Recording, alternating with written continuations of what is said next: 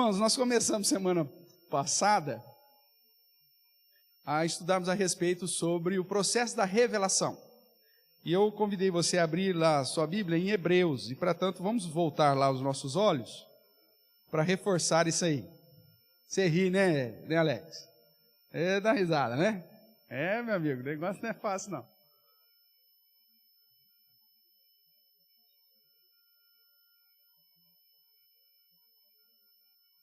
Tudo bem? Ah, tá bom. É que eu estou falando muito alto. Ah, entendi. Então, ótimo, irmãos. A Hebreus, capítulo 1.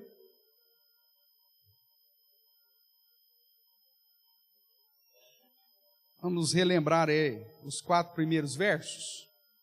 Diz assim: havendo Deus outrora falado muitas vezes e de muitas maneiras aos pais pelos profetas, nestes últimos dias nos falou pelo Filho, a quem constituiu o herdeiro de todas as coisas, pelo qual também fez o universo. Ele que é o resplendor da glória, é a expressão exata do seu ser, sustentando todas as coisas pela palavra do seu poder, depois de ter feito a purificação dos pecados, assentou-se à direita da majestade nas alturas, tendo se tornado tão superior aos anjos, quanto herdou mais excelente nome do que eles. Então nós vimos que o autor aos Hebreus, semana passada, inclusive explicando por que hebreu, qual que é a diferença de hebreu, judeu, Israel, por aí vai.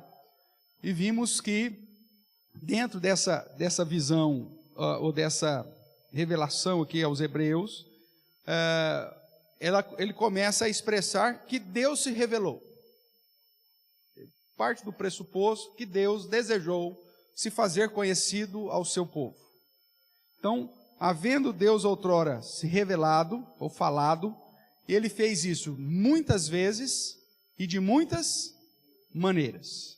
E aí nós vimos a semana passada qual foi a primeira maneira que ele usou, que aqui, segundo a sequência do texto, foi dado aos pais, aos patriarcas. E qual que foi essa primeira maneira aí? Quem que lembra? Deixa eu já pôr aqui no slide aqui, já específico. Nós estamos aí, quem está com a apostila, na parte como a Bíblia foi escrita. Tá? Não lembra, gente, qual que é o nome do negócio? Hã? Face a face, tudo bem, mas tem um nome. Qual que é o nome que é? Teofania. Isso. Deus se revelando temporariamente, uma forma conhecida, e falando diretamente ao homem. Isso foi no período, então, aos pais, que vai desde Adão até Moisés. Moisés é a transição para a segunda maneira. Então, a teofania, Deus falando ao homem. Nós vimos também que Deus se revelou de um modo geral, através da criação, e de um modo especial, que é a sua palavra. Nem sempre o registro da revelação foi ao mesmo tempo, né? Como aconteceu quando Moisés escreve sobre a revelação desde o início da criação. Né? Já tinha acontecido, lento, mas Moisés vai lá e registra. Nós vimos que a revelação especial, então, ela é escrita e ela se divide. Primeiro, teofania, que é Deus assume. E essa palavra que eu chamei a sua atenção aqui, que é interessante para compreender esse método, temporariamente. Por um tempo. Então Deus assume uma forma conhecida para revelar-se ao homem. E aí você tem vários exemplos, né? Nós citamos aí que o período que isso ocorre é dos pais, ou seja, desde Adão até Moisés. E aí como exemplo você tem a sarça ardente, você tem a coluna de fogo, você tem os homens que foram lá falar com Abraão, você tem Deus falando através da nuvem, o anjo lá de Jacó, é uma manifestação teofânica, né, que luta com Jacó. E aí nós mencionamos talvez a maior manifestação teofânica registrada nas Escrituras. Quem que é que nós falamos semana passada? Melquisedeque. E aí usamos, inclusive, aqui a carta aos Hebreus, no capítulo 7, que fala a respeito desse Melquisedeque, que apresenta esse Melquisedeque como sendo quem? Jesus. Vamos ver aí? Hebreus capítulo 7. Porque este Melquisedeque, rei de Salém, sacerdote do Deus Altíssimo, que saiu ao encontro de Abraão quando voltava da matança dos reis, e o abençoou, para o qual também Abraão separou o dízimo de tudo. Primeiramente se interpreta rei de justiça, e depois também é rei de Salém, ou seja, rei da paz. Presta atenção agora. Sem pai, sem mãe, sem genealogia, que não teve princípio de dias, ou seja, esse Melquisedeque, nem fim de existência, entretanto feito semelhante a quem? Ao Filho de Deus, permanece sacerdote perpetuamente. Então, Melquisedeque nada mais é do que uma manifestação teofânica, e toda vez que nós tratamos dessa manifestação teofânica, teologicamente falando, nós estamos tratando da manifestação da segunda pessoa da Trindade. Então há um estudo muito interessante, se não me engano, do doutor reverendo Van Groningen, sobre a expressão anjo do Senhor no Antigo Testamento, quando você vai ver tudo em letra maiúscula, que refere-se a uma manifestação teofânica, onde o próprio Jesus é que se manifesta para trazer a revelação teofânica face a face, ou até mesmo na perspectiva profética. Então, isso aqui é interessante, justamente porque demonstra que existe uma linha sacerdotal perpétua, que começa lá, abra sua Bíblia, em Gênesis capítulo 14.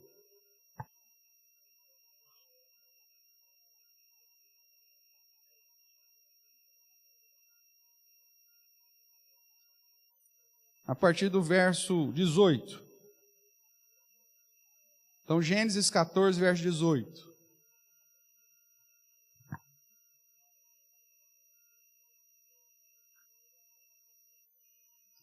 Melquisedeque, rei de Salém, trouxe o quê? Pão e vinho, era sacerdote do Deus Altíssimo. Abençoou ele Abrão e disse: Bendito seja Abrão pelo Deus Altíssimo, que possui os céus e a terra. E bendito seja o Deus Altíssimo, que entregou os teus adversários nas tuas mãos. E de tudo lhe deu Abrão o dízimo. Ok? E aí então disse o rei de Sodoma a Abraão: Dá-me as pessoas, os bens ficarão contigo. Mas Abraão lhe respondeu: Levanta a mão ao Senhor, o Deus Altíssimo, que possui os céus e a terra. E aí juro que nada tomarei de tudo que te pertence, nem fio, barará. Então, esse aqui é o registro histórico que aparece aqui, a figura de Melquisedeque, rei e sacerdote. Nós sabemos que na revelação a respeito do Messias, o Cristo, ou o Messias, o ungido, deveria cumprir 3 ofícios: o ofício de sacerdote, o ofício de rei e o ofício de profeta. Jesus Cristo sintetiza esses 3 ofícios. Só que para ser rei, segundo o que estava em voga, ele tinha que nascer da tribo de Judá, porque ele tinha que ser descendente de Davi. Segundo a lei de Moisés, ou a lei cerimonial, para ser sacerdote, tinha que nascer de que tribo?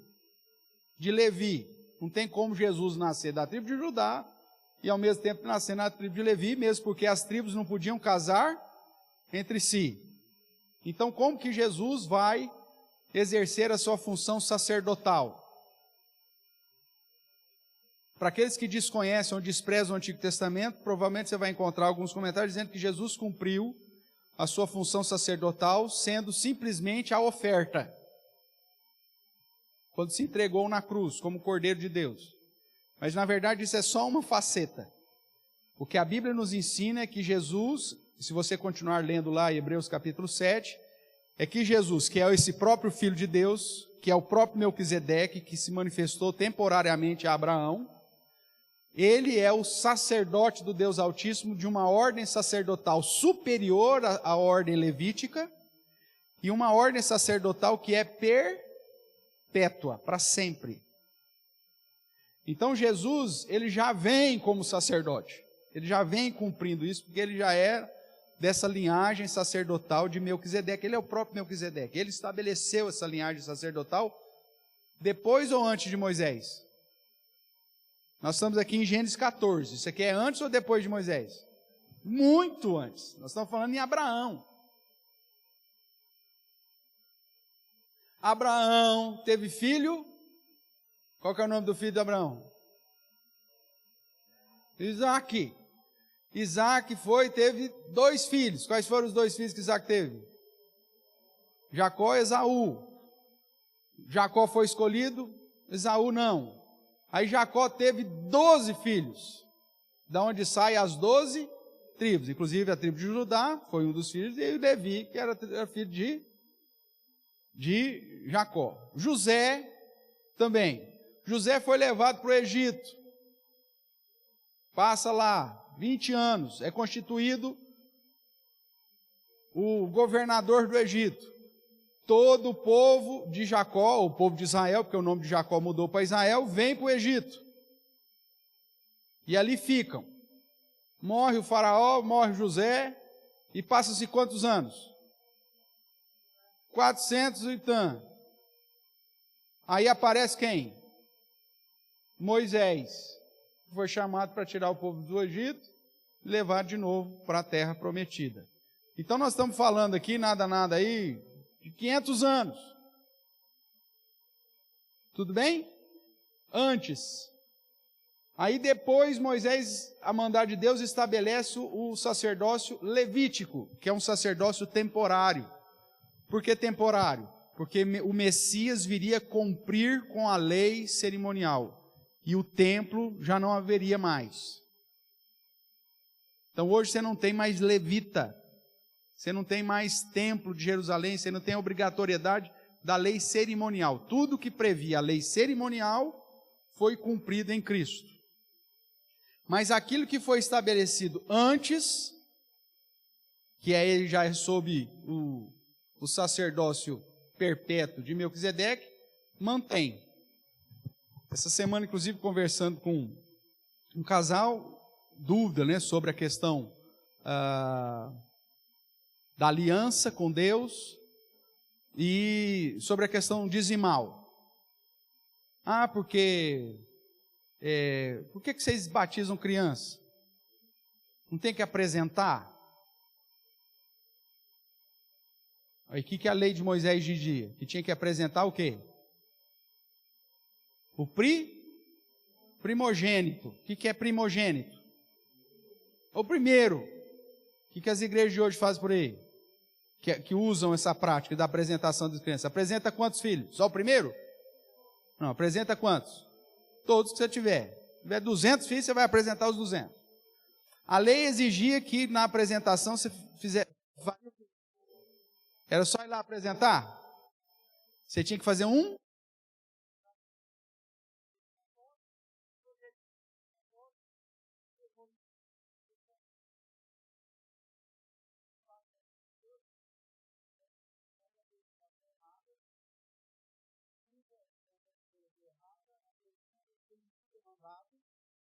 E faz tudo errado. Porque a lei cerimonial caiu. Então não tem mais apresentação de criança, como não tem qualquer outra coisa que a lei exigia. Porque Jesus cumpriu. Quando você vai lá para Lucas, você vê inclusive Jesus sendo circuncidado ao 8º dia, e por conta da lei de Moisés, sendo apresentado no templo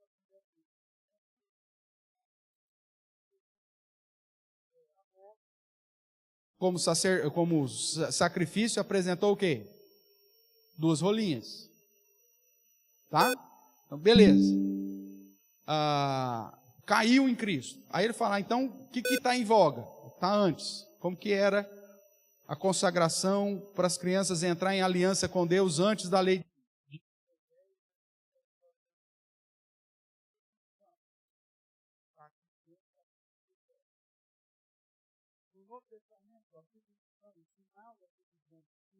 continua mesmo, mas no final da decisão mudou para quê? Por exemplo, o batismo. Da mesma forma, no Antigo Testamento, os filhos dos crentes eram crucificados, hoje os filhos dos crentes devem receber o final dessa mesma aliança, só que com a visão do Novo Testamento, que é o batismo. Aí o dízimo também era da lei do sacerdócio levítico. Então caiu? Sim. O dízimo, como parte da lei levítica, caiu. Mas o problema é que o dízimo foi estabelecido quando? Em Melquisedeque. O que Abraão fez aqui? Quando foi adorar junto com Melquisedeque? Deu o dízimo de tudo. E Hebreus reforça essa ideia lá no Novo Testamento. Falou, gente, nós estamos vivendo sob o sacerdócio de Melquisedeque, que é um sacerdócio perpétuo, e Abraão deu o dízimo para ele, hein? Então, para aqueles tantã da internet aí, que na verdade são desigrejados, que não aceitam viver em comunidade, né? E que não entende nem o porquê do dízimo, caiu. Só que é o mesmo idiota que chega lá e acredita que tem levitas hoje. Que vai numa comunidadezinha qualquer aí, que fala que o cantor lá, o cara que toca baixo é levita. Porque o cara não entende a história de Melquisedeque, muito menos a manifestação teofânica. E que estabeleceu, antes de Moisés, um sacerdócio perpétuo. Onde Jesus é o sumo sacerdote, e você é o quê?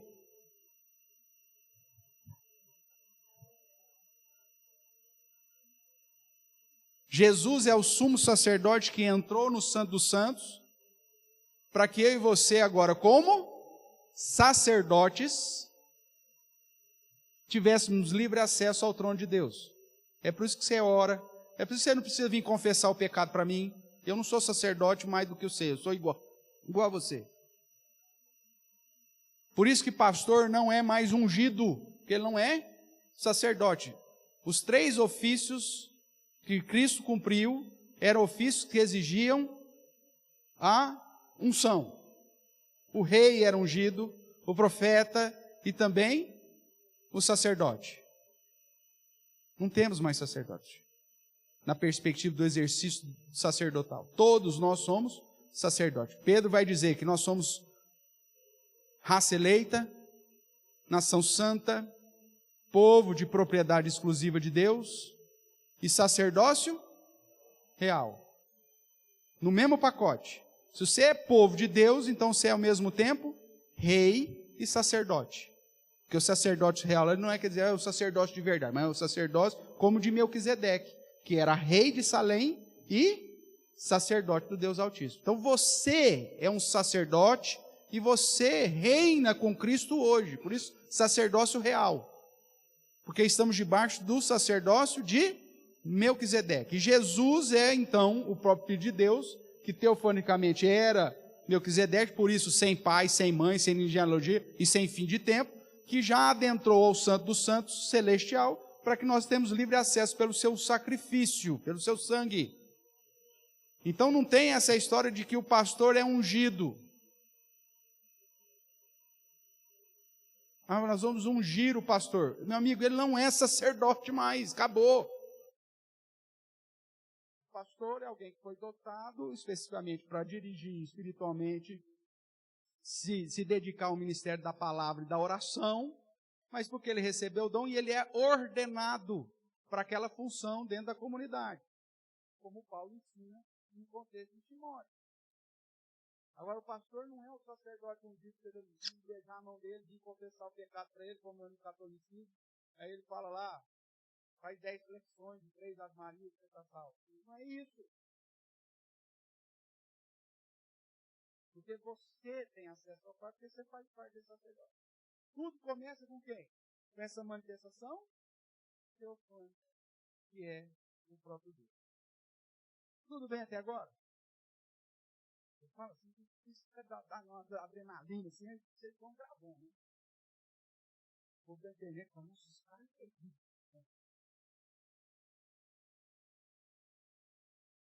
Então, naquela perspectiva dele, era o que era possível no momento. Porque ali a oferta que foi dada, era, inclusive, o termo que classifica a oferta de Abel, que é primícias, aponta para uma perspectiva de final já. Já é. Agora, você vê que esse termo, primícias, para Abel, qualificava a oferta, o dízimo dele. Não desqualificava de Caim. Muita gente fala assim, Abel deu das primícias. Caim não. Mas quando você vai para a lei de Moisés, e a lei de Moisés, na verdade, mesmo sendo temporária, ela referenda muitas práticas que foram estabelecidas anteriormente. O próprio dízimo, a própria circuncisão, a própria oferta. Lá na lei de Moisés, ele aceita que seja ofertado ao Senhor o fruto da terra. Né? Aí você plantou lá uma jabuticabeira. Tem como você saber quais foram os primeiros frutos que brotaram lá? Aí você conta, deu 3.212 jabuticaba. E você, meu Deus, e agora? E qual que é o dízimo disso? Né? 322, para arredondar para cima. Aí quais foram as primeiras 322 jabuticaba que amadureceu? Tem como você fazer um negócio desse? Não tem como você dar a primícia da jabuticaba. Então, dava-se a oferta do fruto da terra. Então, lá em Abel e Caim, o termo primícia serve para qualificar a oferta de Abel e, ao mesmo tempo, referendar que aquilo não era simplesmente uma oferta, mas era uma prática de oferecer ao Senhor parte do que eu estava recebendo. O termo primícia me aponta para isso. E depois é referendado por Moisés. E outra questão lá de Gênesis 4, da adoração de Caim e de Abel, é que diz lá, no fim de uns tempos. Essa expressão, no fim de uns tempos, manifesta que era algo recorrente. A cada fim de um tempo, eles vinham e apresentavam ofertas ao Senhor. Não foi uma oferta única e específica, porque o objetivo de Moisés não é escrever isso, mas é a ideia de que no fim de uns tempos, que aponta também para a lei cerimonial de Moisés, que exigia 7 festas durante o ano, então de tempos em tempos, o povo tinha que vir apresentar oferta e adoração ao Senhor. Tá? Mas isso está tudo atrelado. E aí depois, depois da obra de Cristo, encampado por essa linha sacerdotal perpétua, que é a linha de Melquisedeque. Tudo bem? Beleza. Então esse é o nosso primeiro momento aí. Na transição, olhando lá para Hebreus ainda, então diz, Deus tem falado muitas vezes, de muitas maneiras. Quais foram as maneiras? Aos pais, e depois a segunda, o que diz lá? Pelos profetas. Então o segundo meio que Deus utiliza é através da profecia. Então vamos definir de um modo bem simplista aqui. Como que Deus se revela por profecia? Deus revela-se ao homem através de sonhos e visões. É o modo que Deus dá. Deus vai surgir lá na forma de alguma coisa conhecida e falar diretamente mais? Não. Ele vai dar sonhos e visões. Pega lá Isaías capítulo 1, que é um exemplo disso. Nós temos vários, porque esse aqui é em questão de anos, é o período mais longo que Deus usou para se revelar, que foi através das profecias, que começa com Moisés, a própria Bíblia diz que ele é o primeiro profeta, e vai até João Batista, que foi o profeta, o último profeta estabelecido, inclusive por Malaquias, que viria preparar o caminho de Jesus. Tudo bem? Então o que diz aí o início do livro de Isaías? Qual que é a primeira palavra aí? Visão. Visão de Isaías, filho de Amós, que ele teve a respeito de Judá, Jerusalém, nos dias de Uzias, Jotão, Acas, Ezequias, rei de Judá. Então veja, a autocrítica tem dificuldade com isso, porque o livro é apresentado como sendo uma única visão. Mas como Isaías é um livro longo, e descreve vários períodos da história, a autocrítica vai dizer assim, é impossível. Nós temos que ter pelo menos 4 Isaías diferentes. Um que escreveu no Uzias, um escreveu na época de Jotão, outro escreveu na época de Acás, outro escreveu na época de Ezequias. Basicamente isso. Só que, não vou lembrar exatamente o ano, mas 1950, 1953, com a descoberta dos rolos do Mar Morto, não sei se você já ouviu falar isso, comunidade de Qumran, que era uma comunidade de zelotes judeus, que esconderam em vasos de barro as escrituras sagradas, ou os pergaminhos e tudo mais, em barros, esconderam algumas cavernas na região do Mar Morto, na região lá que chama Qumran. E ficou escondido lá. E aí o que aconteceu? Depois de muito tempo, com a mudança lá do Mar Morto, não sei o quê, alguns arqueólogos descobriram então algumas cavernas. E dentro dessas cavernas encontraram esses vasos de barro. E dentro dos vasos encontraram pergaminhos. Essa comunidade é datada lá da época de Cristo. Então, em 1953, se não me engano, foi encontrado isso. E aí os arqueólogos descobriram que esses livros datados de antes de Cristo já contavam, por exemplo, com o texto de Isaías completo. Era um pergaminho só. Porque a autocrítica dizia, não, Isaías ele foi escrito, inclusive, parte deles foi escrito depois de Cristo.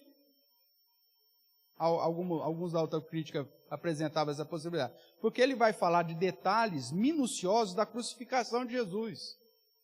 Na visão da autocrítica é impossível alguém tratar de detalhes minuciosos da crucificação de Cristo sem ter visto a crucificação.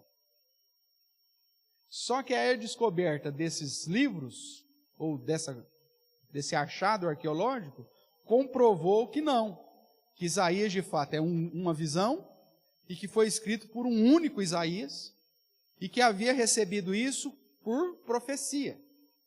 E a profecia de Isaías é fantástica, porque mesmo antes da libertação de Israel, ele diz que Deus vai usar o servo Ciro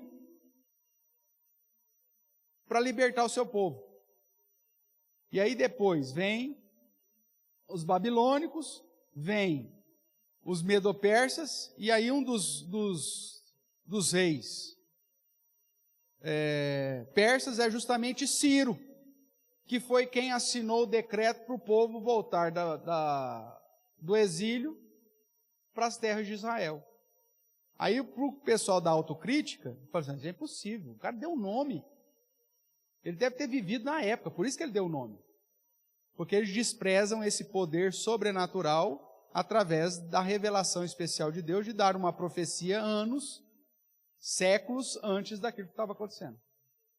Mas aí a descoberta arqueológica confirma que a Bíblia tinha razão, é sempre assim. Né? Inclusive tem um livro antigo aí que fala, e a Bíblia tinha razão. Talvez quem tem uma biblioteca mais antiga lá, pode ser que tenha esse livro lá. Né? Se você achar, é um livro interessante. Ele vai usar, inclusive, várias descobertas arqueológicas, né, com essa seguinte expressão, né? Arqueologia, ou não sei quem, cientista não sei na onde, tal, descobriu, e aí viu que a Bíblia tinha razão. Aí ele vai tratar de outra coisa lá. Descobriram lá onde que a arca de Moisés pousou e acharam, parará, e em todo mundo você vai, Cavuco, você tem lá um determinado momento lá que você vai encontrar decomposição, mesmo que esteja abaixo, não sei de quantos metros de terra, não sei o quê, que provam que houve algum momento no mundo que tudo foi inundado. Aí ele prova isso cientificamente, em todo lugar, cita tal, e aí ele termina o capítulo dizendo que a Bíblia tinha razão. Então é um livro interessante, tá bom? Então vamos lá, voltando aqui para a profecia, no caso do livro de Isaías, nós temos a visão. Mas você tem, por exemplo, em alguns momentos, também sonhos, né? Registrado na palavra do Senhor. Então, esse período, chamado período de profecia, trata dos profetas. vai desde Moisés até Malaquias, no contexto do Antigo Testamento, e João Batista, que já é transição do Antigo Testamento para o Novo Testamento. Tá? Mesmo porque João Batista, ele não vem nem trazer profecia, ele veio cumprir a profecia que foi dita a respeito dele, que era preparar o caminho do Senhor. Tá? Mas o próprio Jesus o considera como profeta, mesmo porque profeta e pregador são, dentro da visão bíblica, são sinônimos. Tá? Tanto que Jesus chega lá para os fariseus, vem cá, quem é a autoridade de João Batista? Veio do céu, veio dos homens, lembra daquilo lá? Então o próprio Jesus referenda ele como autoridade vinda de Deus. Exemplos aí desse período profético. Todos os livros proféticos que nós temos no cânon bíblico. Tá? Isaías até Malaquias. Todos. Refere-se a esse período profético. E todos os períodos históricos que vão tratar desse mesmo período aqui, onde eles recebem. Desde Moisés até o final do Antigo Testamento. Então, é o período mais longo revelacional. Problema. Tudo aquilo que aconteceu no Antigo Testamento foi, de fato, vindo de Deus? Todas as profecias? Não. Os próprios livros históricos apontam para isso. Vamos ver aqui alguns textos. Abra sua Bíblia lá em Deuteronômio, capítulo 13.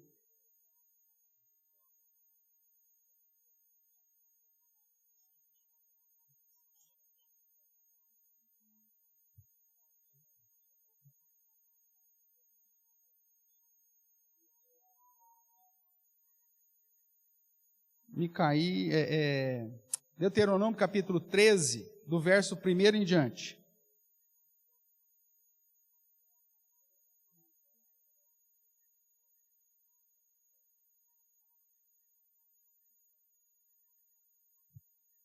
Diz assim a palavra do nosso Deus: quando o profeta ou sonhador, ou o cara que tem a visão, ou que o cara recebe por meio de sonho. Então, quando o profeta ou sonhador se levantar no meio de ti e te anunciar um sinal ou prodígio, e suceder, e acontecer, o tal sinal ou prodígio que te houver falado, e disser: vamos após outros deuses que não conhecestes, e sirvamo-los, não ouvirás as palavras desse profeta ou sonhador, porquanto o Senhor vosso Deus faz o quê? Vos prova, para saber se amais o Senhor vosso Deus de todo o vosso coração, de toda a vossa alma. Andareis após o Senhor vosso Deus, a Ele temereis, guardareis os seus mandamentos, ouvireis a sua voz, a Ele servireis e a Ele vos achegareis. Esse profeta ou sonhador será o quê? Será morto, pois gerou rebeldia contra o Senhor vosso Deus, que vos tirou da terra do Egito e vos resgatou da casa da servidão, para vos apartar do caminho que vos ordenou o Senhor. Repete essa frase comigo aí, ó.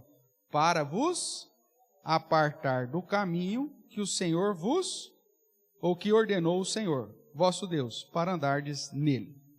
E aí continua: assim eliminarás o mal do meio de ti. Tudo bem? E aí, inclusive, se for parente. Então, o que a lei está dizendo? O que Moisés está dizendo? Que nesse período profético, nem tudo que foi revelado, de fato, vem de quem? De Deus. E como que eu sei, então, que aquilo que foi revelado veio de Deus ou não?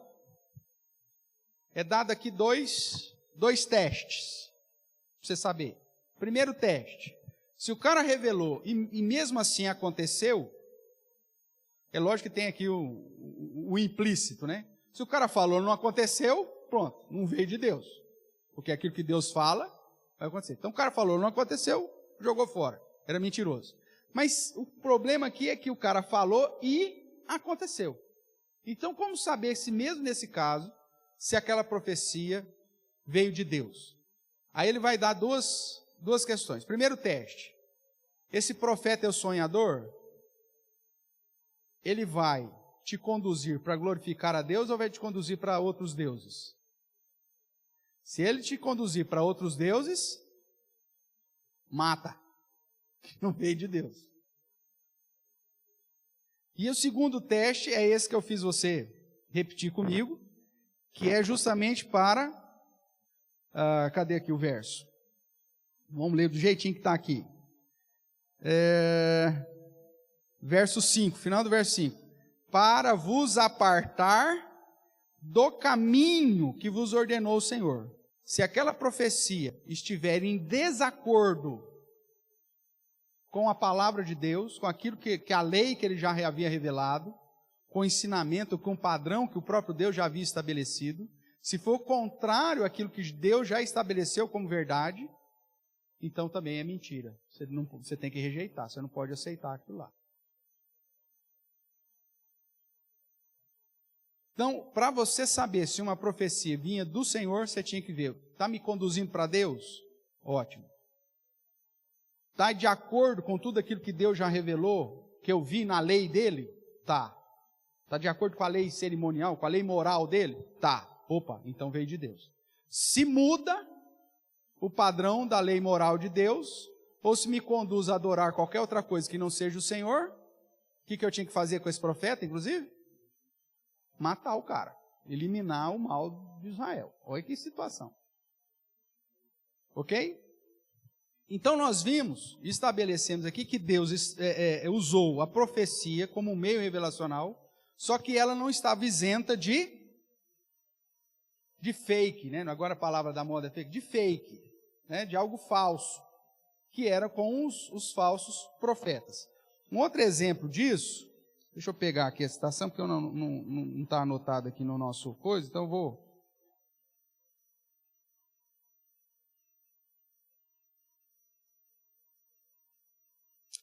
1 Reis 22.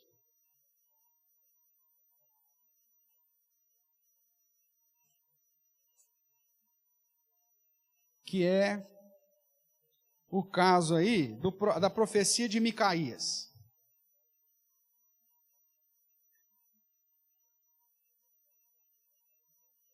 Nos dias entre do rei Josafá,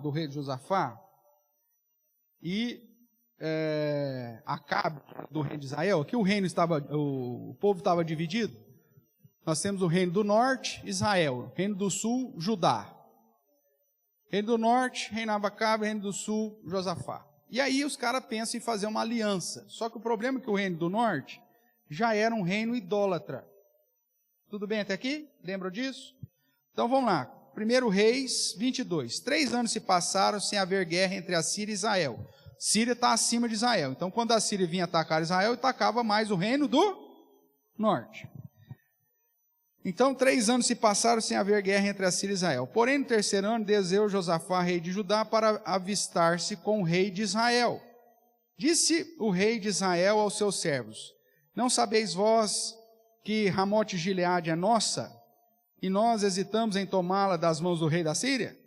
Então perguntou Josafá: irás tu comigo a peleja a Ramote Gileade? Respondeu Josafá ao rei de Israel: serei como tu és, o meu povo como o teu povo, os meus cavalos como os teus cavalos. Então, o rei de Judá, que era o reino do sul, foi visitar o norte, aí o norte falou assim: rapaz, eu estou sem guerra contra a Síria já há 3 anos, mas tem uma região lá que é nossa, e nós precisamos tomar essa região. Vamos fazer uma aliança aqui do seu exército com o meu exército para a gente ir lá e tomar esse negócio? Já que a Síria está quietinha, vamos lá cutucar? E aí o rei de Judá falou: tá bom, vamos. Só que aí depois deu um clique nele: mas peraí, eu preciso consultar o Senhor. Vamos ver a sequência aí. Disse mais Josafá ao rei de Israel: consulta primeiro a palavra do Senhor. Então o rei de Israel ajuntou os profetas. Cerca de quantos profetas? 400 homens. E lhes disse: irei à peleja contra o Ramote Gileade ou deixarei de ir? Eles disseram: sobe, porque o Senhor a entregará nas mãos do rei. Disse, porém, Josafá: não há aqui ainda algum profeta do Senhor para consultarmos? Respondeu o rei de Israel a Josafá: há um ainda, pelo qual se pode consultar o Senhor. Porém eu o aborreço, porque nunca profetiza de mim o que é bom. mas somente o que é mau. Este é Micaías, filho de Imlá.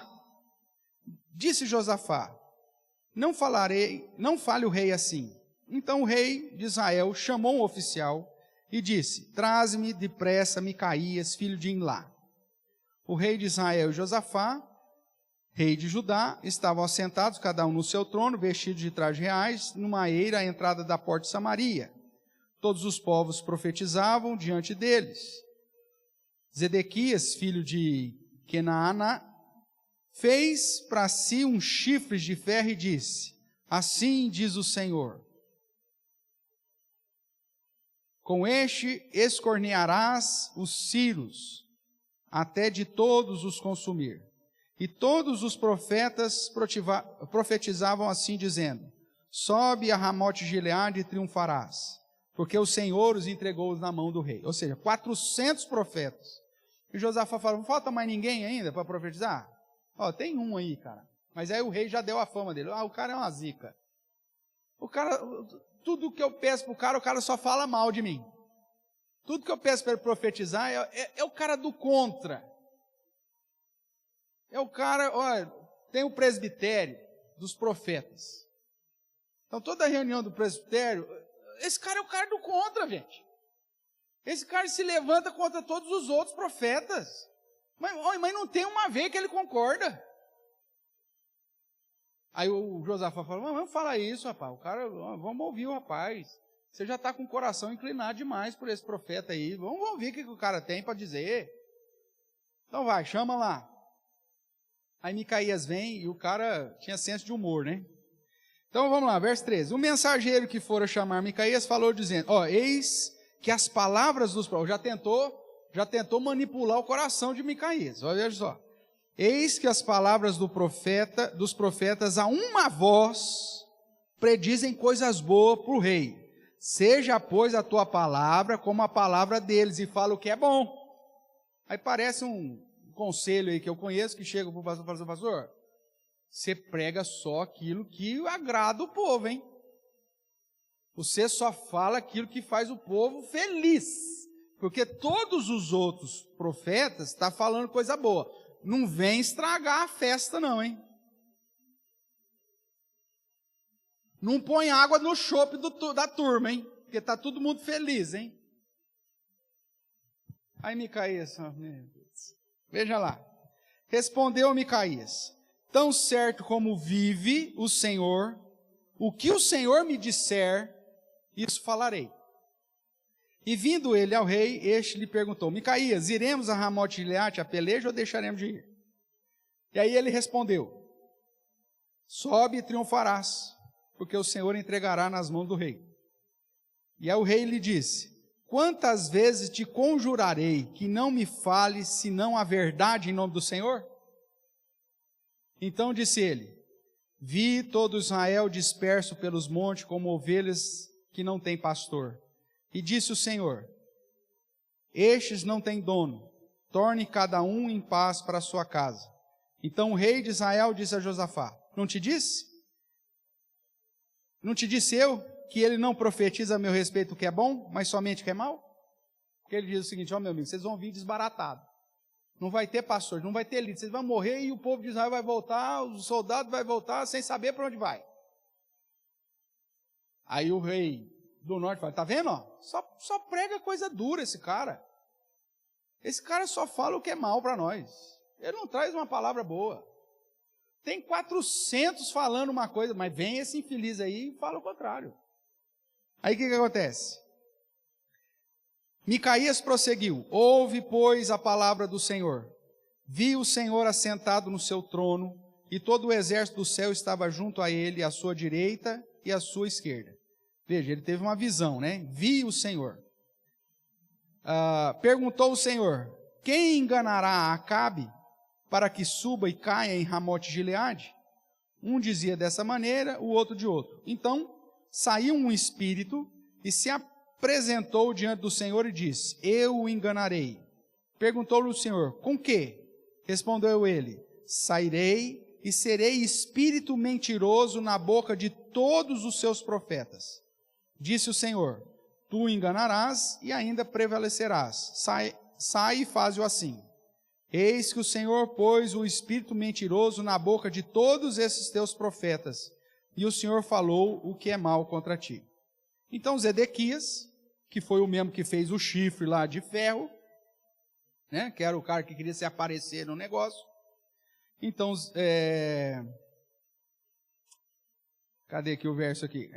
Verso 24. Então Zedequias, filho de Kenaana, ou Kenaná, chegou, deu uma bofetada em Micaías e disse: por onde saiu de mim o Espírito do Senhor para falar a ti? Disse Micaías: eis que verás naquele mesmo dia, quando entrares de câmara em câmara, para te esconderes. Então disse o rei de Israel: tomai Micaías e devolvei-o a Amon, governador da cidade, e a Joás, filho do rei, e direis: assim diz o rei, metei este homem na casa do cárcere, e angustiai-o com escassez de pão e de água, até que eu volte em paz. Disse Micaías: se voltares em paz, não falou o Senhor, na verdade, por mim. Disse mais: ouvi isso vós, todos os povos. Então nós vemos, irmãos, que no período da revelação profética, onde Deus se revelava, havia 3 meios para confirmar que a palavra veio do Senhor. No caso aqui de Micaías, aquilo que ele falou tinha que acontecer. Tudo bem? E a segunda, para desmascarar o falso profeta, essa palavra não podia me conduzir a adorar ou a servir nenhum outro Deus, e não podia me levar a desviar daquilo que Deus já havia estabelecido na sua lei, no caminho do Senhor. Então, apesar de ser o maior período revelacional, e Deus ter usado e levantado vários profetas, não isentou que nesse período houvesse falsas profecias. Tudo bem? Veja aqui, você tem uma proporção mais ou menos considerável, né? Do lado dos profetas mentirosos tinha quantos? 400. E do lado do servo do Senhor, 1. E aí todo mundo fala: pô, mas todos os outros profetas estão falando uma coisa, e só um miserável está falando o contrário. Nós vamos ficar lá de quem? Aquele que não conhece a palavra do Senhor, que não conhece o caminho do Senhor, e que não sabe o que realmente a palavra do Senhor ensina, o que vai fazer? Vai seguir quem? Os 400, meu amigo. Afinal de contas, Heresias, capítulo 12, verso 32, diz: a voz do povo é a voz de Deus. Vai lá, Carlão. Foi permitido por Deus. Foi permitido por Deus, por quê? Porque Deus já tinha dado os testes que ele tinha que fazer. Veja lá em Deuteronômio: Deus vos prova para saber se amais ao Senhor e a sua palavra. É a mesma realidade que nós temos hoje. Eu sei que nós não vamos entrar nesse assunto, mas é a mesma realidade que nós temos hoje. Porque eu já falei aqui que o período de profecia terminou quando? Qual que é o período lá? Dos profetas, desde Moisés, Malaquias até João Batista. Então, o que eu estou definindo aqui já contigo? Que o período de profecia já terminou. Mesmo porque você vai lá para Hebreus, diz que Deus falou muitas vezes de muitas maneiras aos pais, pelos profetas, e nos últimos dias, pelo Filho, a quem constituiu o herdeiro de todas as coisas. Então, o período profético terminou para começar o período da revelação através de Jesus. Então, tem profecia hoje? Tem profeta que vai trazer revelações, sinais ou prodígios hoje? Biblicamente falando? Pastor, mas essas igrejas estão cheias desses caras. Está cheio. Mas biblicamente, isso está correto? Não. Mas pastor, eles revelam as coisas e falam que está falando em nome do Senhor. Ele não está convidando a gente para adorar outros deuses.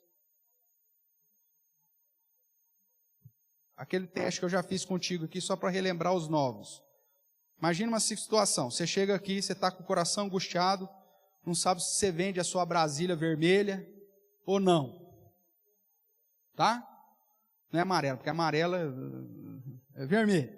Aí você não sabe se você vende a sua brasileira vermelha ou não. Aí você chega assim, meu pastor querido, reverendo, amado, eu preciso saber de Deus, se eu vendo ou não minha brasileira vermelha. Aí eu falo, eis que o Senhor manda te dizer, essa brasileira vermelha foi lavada no sangue do Cordeiro, por isso ela é vermelha. Eis que não deves vendê-la, pois será fonte de bênção. Aí você pega, opa, o Senhor me falou e não vou vender. E aí você fica com a brasileira vermelha feliz, porque agora ela é lavada no sangue, por isso que ela é vermelha. Todo feliz da vida e vida que segue. Amanhã depois, acontece um problema com a brasileira vermelha. Fundiu o motor. Aí você fala, e agora? O que eu faço com a brasileira vermelha? Quem que você vai procurar? Deus ou o pastor? Claro. Você já está servindo a outro Deus. Você já colocou um outro Senhor no seu coração. Não é Deus mais que vai dirigir a sua vida, é o pastor. É assim que acontece nessas igrejas. O profeta fala um negócio e veja que lá em Deuteronômio diz, e se suceder o que ele falou. Ele vai falar e vai acontecer. Para que você fique aprisionado a ele. E aí você está servindo a quem? Que Deus que você está servindo? O Deus da palavra? Ou aquele que se diz que é profeta hoje? Que é profeta. Se fosse o Antigo Testamento, tinha que morrer você e ele. Mas isso ainda está em vigor hoje. Abra sua Bíblia lá em Tessalonicenses. 2 Tessalonicenses. Deus ainda continua nos testando, apesar do período revelacional por profecia já ter, o período revelacional já ter terminado, Deus ainda, desde ainda do período, aqui ainda o período estava aberto, né? Que é ainda antes da última revelação. Então o período ainda estava aberto. Mas mesmo ainda com o período revelacional aberto, veja o que Deus diz aí através de Paulo, na segunda epístola aos Tessalonicenses, capítulo de número 2, a partir do verso 7. Com efeito, o mistério da iniquidade já opera e aguarda somente que seja afastado aquele que agora o detém. Então, será de fato revelado o iníquo, a quem o Senhor Jesus matará com o sopro da sua boca e destruirá pela manifestação da sua vida. Ora, o aparecimento do iníquo é segundo a eficácia de quem? A eficácia de Satanás. Com o quê? Com todo o poder, sinais e prodígios da mentira. E com todo o engano de injustiça aos que perecem. E por que perecem? Porque não acolheram o amor da verdade para serem salvos. É por esse motivo, pois, que quem? Que Deus lhes manda o quê? A operação do erro, para darem crédito à mentira, a fim de serem julgados todos quantos não deram crédito ao quê? À verdade. Antes, pelo contrário, deleitaram-se com a injustiça. Então, mesmo hoje, com o período da profecia tendo revelado, nós vemos que o aparecimento do iníquo será mediante a manifestação de sinais, de poderes, sinais como que diz aí? Poder, sinais e prodígios. Manifestações visíveis, que vão conduzir muita gente a seguir esse iníquo. Porque ele está falando, não, o cara está falando, está acontecendo. O cara tem poder, o cara faz sinais, o cara faz prodígios, o cara faz milagres. Então vamos seguir. Só que a Bíblia diz que, da mesma forma que lá em Deuteronômio, Deus provava os seus para ver se amavam mais o Senhor e a sua palavra, Deus hoje, com essa operação do erro, permite que as pessoas vejam essas manifestações de sinais, prodígios, poderes miraculosos, para ver se essas pessoas amam mais o quê? A verdade. E o que é a verdade? A palavra. João 17:17. Santificas santificas na verdade. A tua palavra é a verdade. E a verdade nós sabemos que é o próprio Cristo. Ele diz, ele é o Logos, ele é a palavra. Então por isso que ele diz, eu sou o caminho, a verdade e a vida. Então, Deus ainda continua provando o seu povo hoje, se esse povo ama mais o Senhor e a sua palavra, ou se ele vive uma vida firmada nos poderes, sinais e prodígios, que alguns fazem por aí, segundo a eficácia de Satanás, para enganar essa turma. Essa é a operação do erro. Então, da mesma forma que Deus já trouxe um indicativo no Antigo Testamento para você tomar cuidado com os falsos profetas, ainda continua em vigor isso hoje, para que você tome cuidado, para não depositar sua confiança e fé nas vistas, naquilo que você vê, mas naquilo que a Bíblia ensina. Não firmar a sua fé nas manifestações de poder, sinais e prodígios, mas fundamentar a sua fé na verdade, que é a palavra de Deus. Então a gente continua com o mesmo problema. Agora, voltando aqui para a gente encerrar hoje sobre a profecia, foi um período que Deus utilizou, o maior período historicamente falando, onde através de sonhos e visões ele revelava a sua vontade e as questões que aconteceriam ao povo e no futuro a respeito de Jesus e ainda das últimas coisas, que ele trata isso também no Antigo Testamento. Só que toda a profecia dele tinha que estar atrelada à glória do próprio Deus e à fidelidade da sua própria lei moral, da sua própria revelação. Se ferissem ou se conduzisse o povo a adorar qualquer outra coisa que não fosse Deus, ou a agir contrário àquilo que Deus já havia estabelecido como padrão moral para o seu povo, pula fora. É mentira. E se não acontecesse, então aí você já tinha certeza realmente que não era de Deus. Tudo bem até aqui? Para finalizar, hoje, nós vimos que esse período de profecia termina antes da chegada de Jesus ou na transição lá com João Batista. Tudo bem? Ah, pastor, mas nós vemos lá em Atos, falando de alguns profetas, que davam a entender que ia acontecer isso, ia acontecer aquilo. Nós estamos ali ainda num período de transição. Quando você vai hoje para 1 Coríntios, né, lá usado a questão de profecia como sinônimo de pregação. Então hoje nós temos profecia, desde que seja pregação da palavra. Mesmo porque tem muitas profecias que ainda vão se cumprir. Então você prega a respeito disso. Agora, trazer nova revelação, trazer uma nova perspectiva, a própria Bíblia diz que isso terminou em Jesus. E que o período profético terminou antes da vinda de Cristo, ou no período da vinda de Cristo. Do ministério terreno dele. Porque a partir dali, Deus começa a se revelar através do Filho, que é a expressão exata do ser de Deus. Então, a finalização da revelação, inclusive, nós vamos ver isso semana que vem, fechando, foi através de Jesus, e a última revelação dada foi justamente o Apocalipse. Que é a revelação de quem?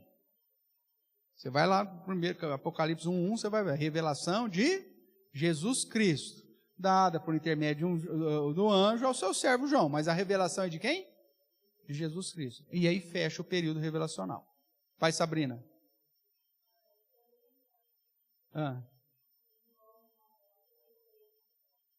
Então, não, ele só foi aquele que recebeu a última revelação.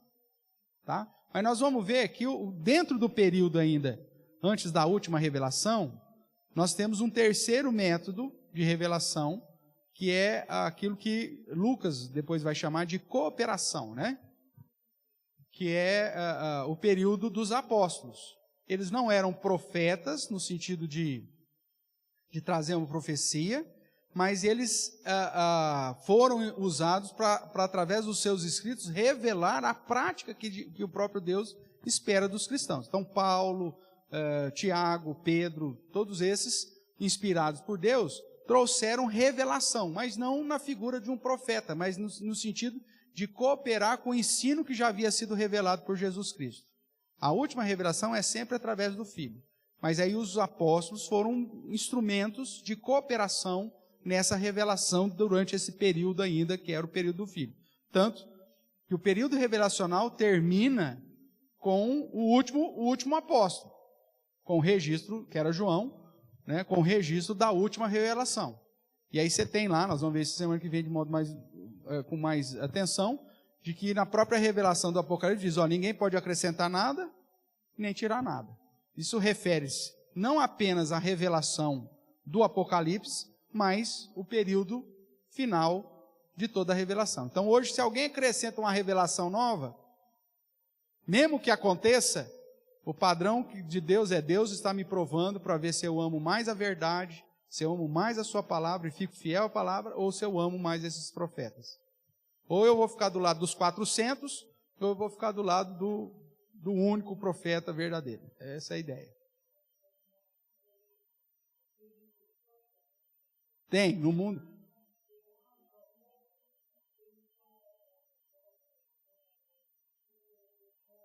Aí os profetas. Uhum.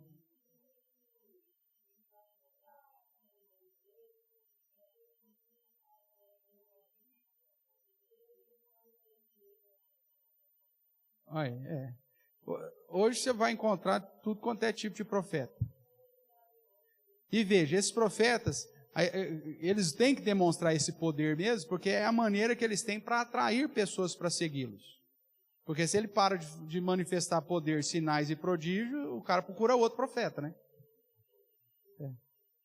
Aí o cara cada vez se vende mais, despreza a verdadeira palavra e se vende mais, porque o cara tem que manter. A gente vive na geração dos seguidores, né? Não só na rede social, mas em tudo, né? Então, esse é o problema. Quem? Não. E é profeta? E é profeta?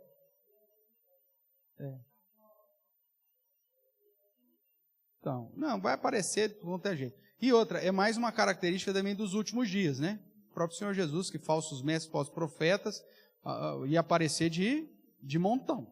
Então, irmãos, qual que é o seu padrão de fidelidade? Amar as Escrituras. Nós já vimos que ela é confiável, então ame as Escrituras e siga as Escrituras. Qualquer prática que vai contrária ao caminho que o Senhor já nos deu, pula fora. E é basicamente isso que a gente vê, né, nessas igrejas. Eles exigem campanhas, exigem práticas, exigem posturas que acabam diminuindo a suficiência da obra de Cristo. Jesus não liberta mais, você tem que passar pelo culto da libertação. Jesus não é suficiente, você tem que fazer a campanha da vitória. Entendeu? Então, o que é isso? Está de acordo com o caminho do Senhor? Não, está acrescentando alguma coisa. Só por isso já deveria ser mais do que suficiente para você pular fora. Ficam cegas. Não, fica cego. Não, segue o profeta. Segue o profeta. E se você falar mal do profeta, então, pelo amor de Deus, fazem igual os Edequias aqui, te dão um bufetão na cara. Não fala contra o ungido do Senhor. Fica bravo ainda com você. Te dá um bufetão, e aí fala assim, você devia ser preso, igual o Micaías foi. Mas aí no fundo das questões, quem que estava certo? Micaías. Tá bom?